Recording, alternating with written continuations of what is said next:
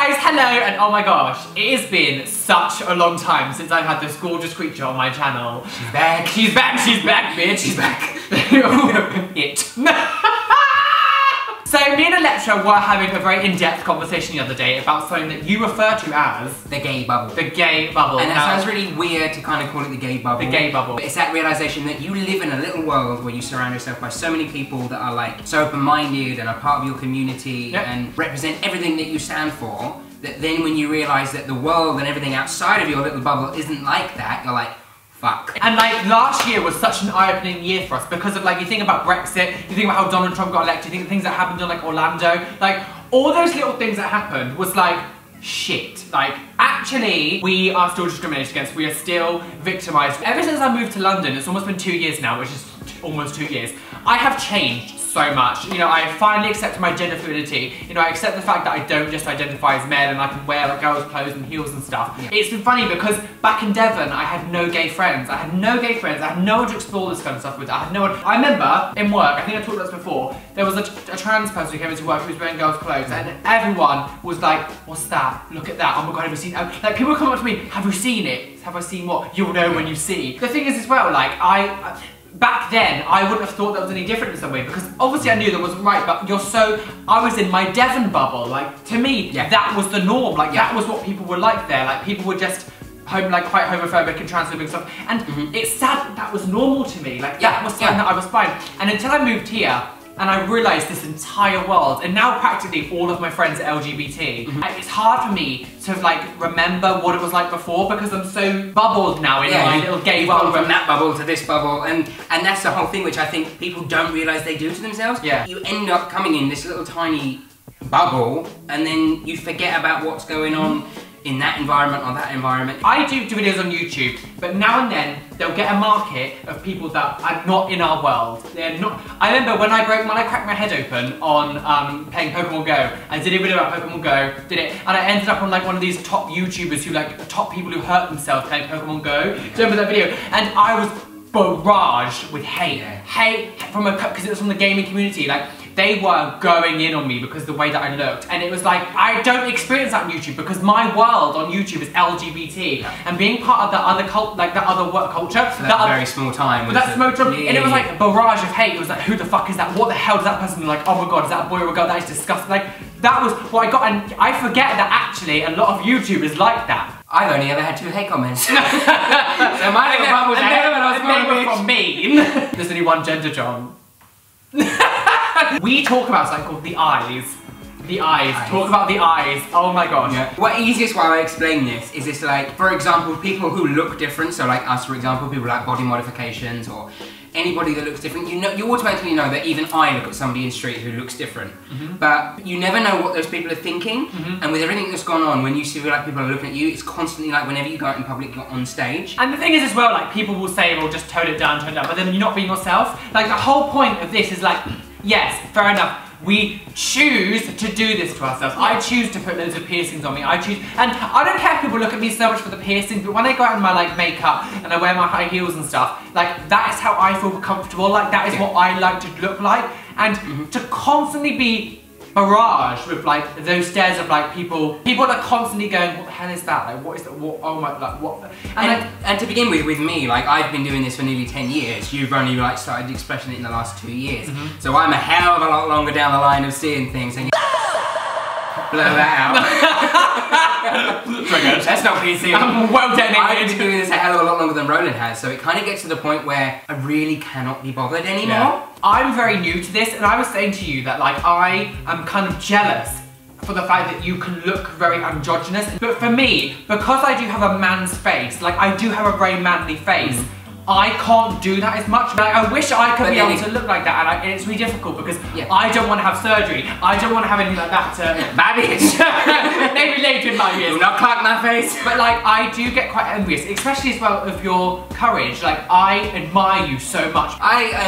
This is probably going to go onto the video that we're going to do on my channel, talking about courage. I call it kind of thing, it's like performing, and it's the aspect of you see people who are different, it's the jazz hands. So it's kind of like acting like a peacock, and I say it's peacocking. It's putting things on yourself like an armor and a front to like protect yourself from I wouldn't say other people, because not everybody's trying to attack you. But it's that putting that armour on, and it's the thing, the realisation that you are doing something to make yourself more happy and perceived by other people as confident. Because I come across as being a very confident person, but I'm a quibbling mess 90% of the time, and everybody's like, no you're not, that's a lie. But I'm not always 100% confident, and I think you look at people and you think, oh, they're confident, but then you forget that they have insecurities too. You forget, like, And the whole thing with like the wearing the armour and going back to like what we was talking about in the beginning, we've gone on a tangent, like talking about the gay bubble. When you're wearing the armour and you're involved in that little community and you're in that tiny little world, that you're like, you feel you're safe.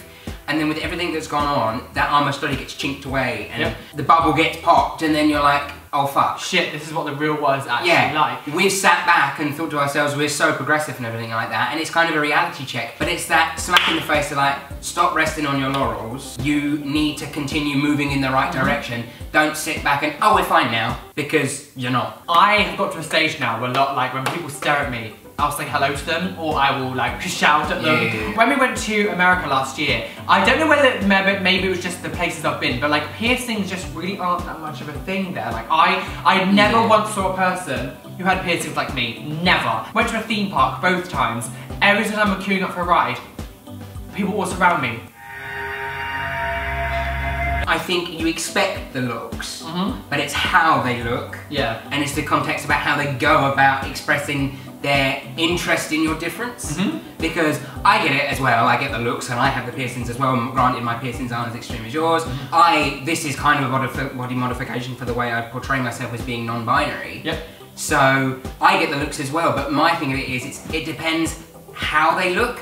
Like, it's the thing that I said to you about people snapping their necks. Yeah, we said this before. Which I made him piss himself with this. Because it's, when you get the looks like somebody just looks and like, okay, somebody different, blah, blah, blah. But then you get the people that are just like, and then the eyes. And they become the exorcist! And it's just like, that's when I'm like, do you want a photo? Yeah, do you want a photo? Want a photo with me? Hashtag too famous for you. No, that's narcissistic, but it's the same thing. But it's that thing, like, people don't realise actually what it's like to be stared at. People don't understand. We recently went to a party at my friend Hannah Whitten's house, and we had like a New Year's party. When we were coming home from the party, we were all merry. Like, I always had my heels on and stuff. I was quite dolled up. And we were walking through the station, and two people like started heckling us. They called us like batty boys and stuff. And that was like, whoa, like just that one little time is like, wow, because since living here, my discrimination against me has been very minimal, but again, it's because the people I surround myself with. I'm not with the people who would potentially be narrow-minded. So just to have that one about those people. I forget that people do get heckled in the streets. I forget about that, and I think that was why when this stuff happened with Orlando, why I was so, like, I think a lot of gay people were so shocked and like emotional, and like I was crying for like a week. I couldn't stop because it was like, shit, like actually stuff like this still happens. It still goes on, and we forget what it's like in countries where it's illegal.